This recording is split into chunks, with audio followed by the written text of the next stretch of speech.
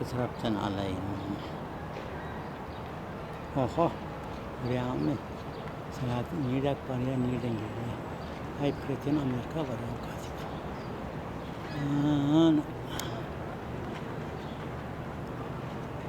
Samarkand Airport.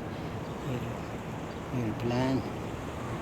Ne kadar oradan cahillerle tanıştırayım. Hem arası hava bilen ne ilgin navata dolar gedekne çörek içinde, un içinde, et içinde belki dinç almak için şu para ödemeyecek oldu.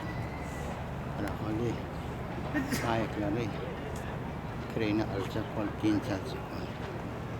Yine sadece yürüyüşte gemide duruyor, polisin gemide oluyor. Yani böyle yani ne? Sen öğlen tanıştırayım. Her bir bariyen şu taları. Hadi çok sağ olun.